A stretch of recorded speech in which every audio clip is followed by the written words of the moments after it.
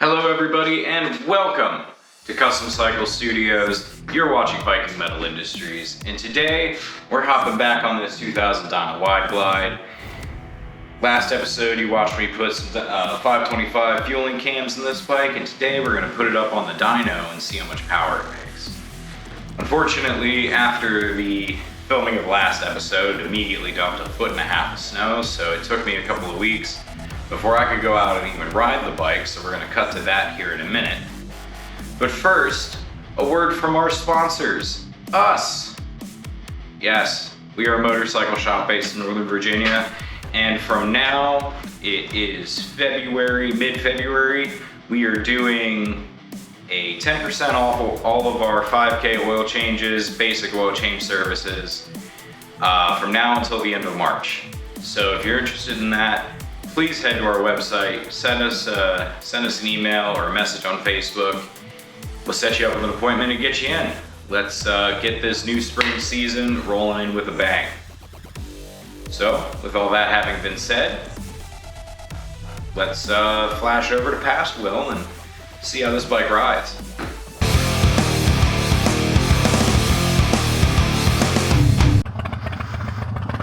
And we're off.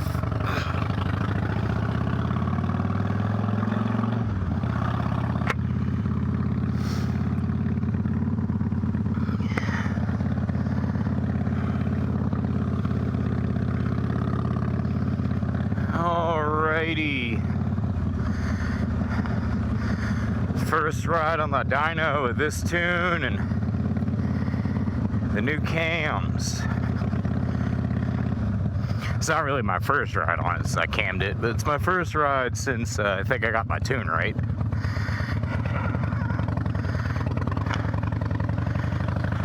Let's see.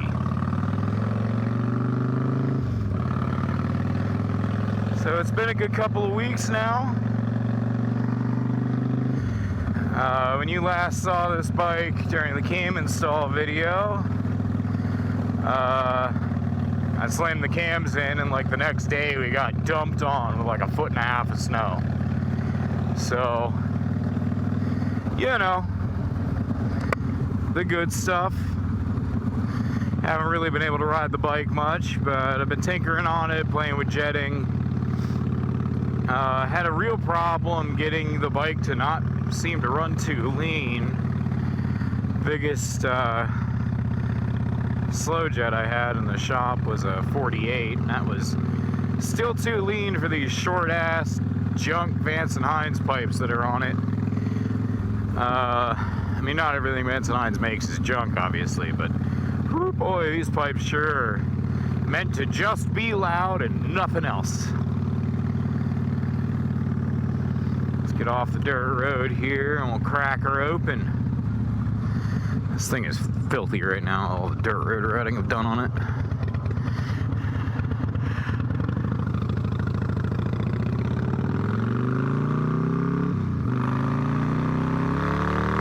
Oh yeah! Oh yeah! Watch out for the water. Beautiful 55-degree day here in Northern Virginia. I'm loving it.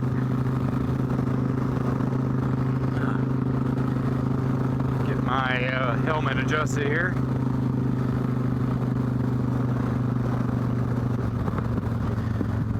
Slowpokes. Oh good, we're finally out of the backfiring through the carb thing.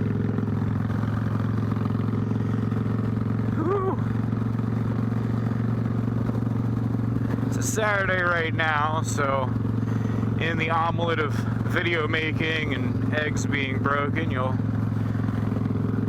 probably see me Monday or Tuesday in the intro of this video, and that's when I'm thinking about shoving it on the dyno and seeing how much power this makes. But you know, 2000 Dyna Wide Glide, man, it's not a bad bike. It's comfortable. The guy that I got this thing from put a real nice Mustang seat on it. Threw these built wells on there. And yeah, man. Try and get this thing over to the highway, do some pulls. Alright. Let's get on to Route 7 here. A guy in a trailer in front of me.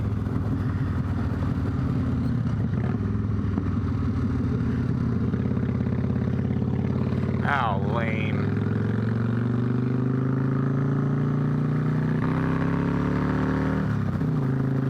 Man, this thing hops too. These cams in it.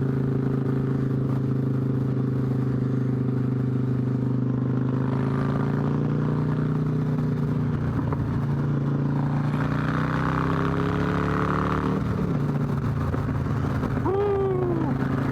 Yeah, this is a much better setup, I ain't gonna lie.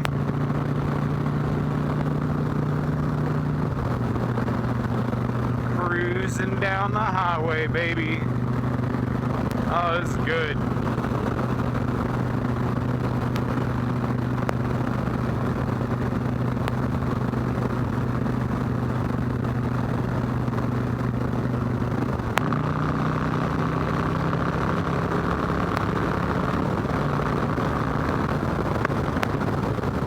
Yeah.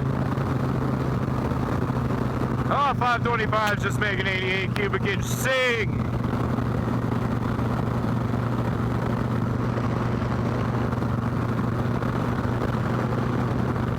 Fucking love it.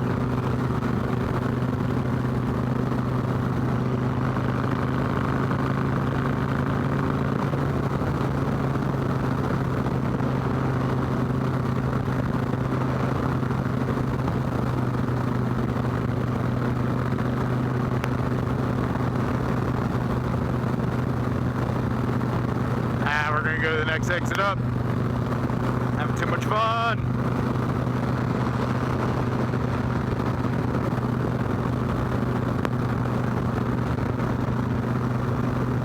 Woo. This thing is so fucking loud.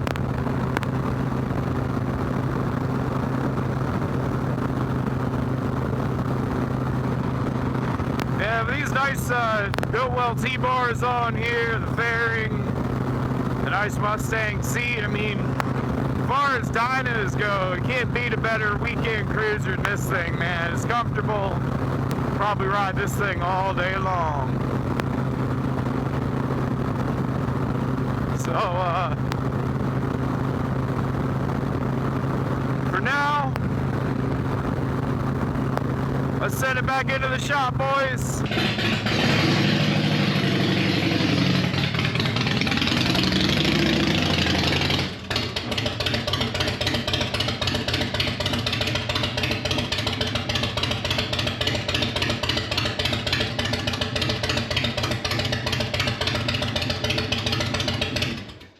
So now that we're up on the dyno, let's talk about what we're doing here. So aside from just like the raw horsepower number, I also want to talk about the carburetor tune. So in order to get this bike to run right well enough for me to even feel like it was safe to ride, I had to go out to probably a 50 size slow jet on the CV carburetor. And that's because the Vance & Hines pipes that are on it, I don't know the model, are just not, they just don't flow very well. The front, they're both very short, and the front pipe is about 1.5 feet longer than the rear pipe is.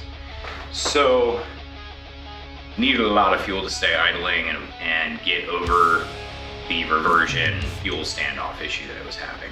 The biggest jet I could find in the shop was like a 48, so I popped out the jet drills and just drilled that puppy out of size. But yeah, otherwise the carburetor's set up, I believe, with a 190 or 195 main jet, as well as a aftermarket needle. Now, after my riding the other day, looking at the plugs, there's still a little bit of white coating on the tips of the plugs, which is not uncommon for these Harleys. With the CV carburetors, the carburetor tends to want to trend a little lean, as opposed to like your S&S and Mikuni carburetors that always want to trend a little fatter. And you know, on Harleys, if you're going to one runway or the other, I'd rather run a little fat than a little lean. So if we gotta raise needles or replace jets, I'll show you how we do that. But for now, I'm gonna get the bike plugged into the dyno. We're gonna get everything fired up, and let's see where our first few runs land us.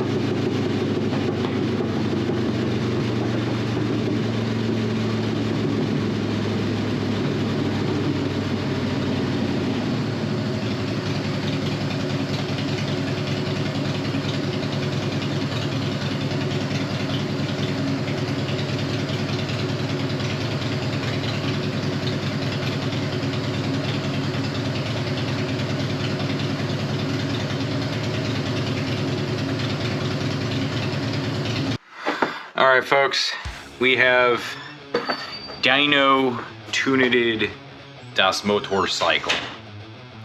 So, our results are as follows. This is one of our base runs up here at is at 68 horsepower, 76 foot-pounds of torque. And these three runs are my three power runs that I did just now that you watched. So we've come up to about, 75, 76 horsepower and about 82, 83 foot-pounds of torque on the camshaft alone. Now, down up here is the power and torque graph. These are my AFR graphs here. So as you can see, this line is, your 13 point something to 1 lambda that Dynajet kind of wants its tuning software to look for. And we're below that and running pretty fat. Now, as I stated before, I was having some issues tuning the thing. And anytime I went with like leaner jets or anything like that, I would get a whole lot of crackback through the carburetor. And I could even see, if I look down into the plenum here, that the crackback was primarily coming from the rear pipe. And as you can see, these pipes are real short, and they will cause what is called a fuel standoff or reversion problem, where the exhaust pulse is coming down the pipe because of how short this pipe is, and because there's no flow dynamic, the pulses will sometimes bounce off of each other and rocket back into the engine, bounce up back through the intake valve into the carburetor. So we get around the short pipe, the short wide open pipe problem, by just making the bike run fat as shit, and it seems to be really happy there. Now, as far as that power number is concerned, as you guys can probably surmise. That's not a huge power gain. That's not this crazy break the world boost in power. I mean, what are we looking at? 7 horsepower and I don't know, about 7 foot-pounds of torque on the camshaft upgrade. Now, if this bike had, say, you know, a proper 2-to-1 on it, or something like that going on, we'd probably see a much better gain out of that. This is a really good example of where your engine build and your exhaust setup really need to work together. And these pipes are radical. They sound amazing. You know what I mean? Vance & Hines got the tone of just choppity, ploppity, ploppity, ploppity, ploppity, plop. Harley Davidson exhaust note, perfect on these guys. But the overall power and flow characteristics and dynamics, at least on this displacement of engine, are not working too good. So yeah, I'm gonna pull the bike back off the rack. I'm gonna get lunch, and I don't know, the video was shorter enough. This part of the video was shorter than I thought it'd be. The bike's running better than I assumed it would on the dyno. So I'm gonna call it good enough to sell, and yeah, so we'll come back, and I'm just gonna go over the bike front to back, tell you everything that's been done to it, all the fun little quirks with it, and yeah, see you in a minute. So I had originally planned a different ending to this video, but I got into the editing room and just kind of didn't like it, so we're gonna try something a little different. Use the key manual here.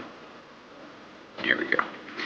So let's talk about, you know, where we are with my dyno here. It makes a lot more power. It's a hell of a lot of fun to ride.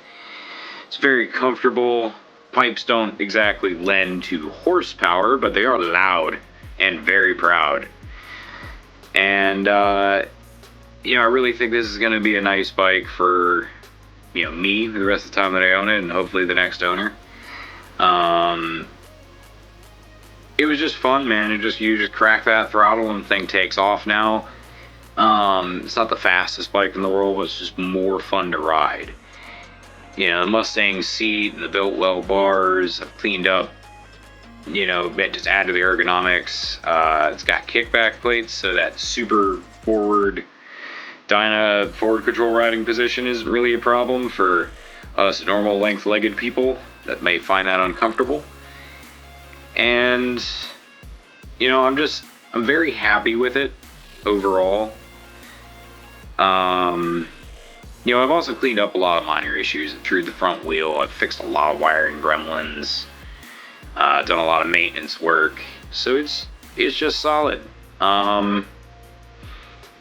You know, I think putting a cam in one of these 88 cubic inch bikes really transforms it into a bike, you know, worth riding, in my opinion. And I would like to, you know, say that a gentleman, you know, commented on the last video and brought up the idea that, hey, can I just throw a cam on my stock plate and pump? And the short answer is yes, you can. The long answer is you can, but you got to be smart about it and you got to plan ahead. So, you know, in the capacity of my shop and our business, you know, I generally on these bikes I will fight real hard to make sure at least an oil pump goes in, if not a plate too, because the spring tensioners are a failure point. They're a very common failure point. But if you're doing this on your own, you don't got a lot of money, you just want the oomph, and you're also not planning on beating the crap out of your bike, you know, holding it at wide open throttle and putting a lot of strain on it, then this isn't a bad idea as a step.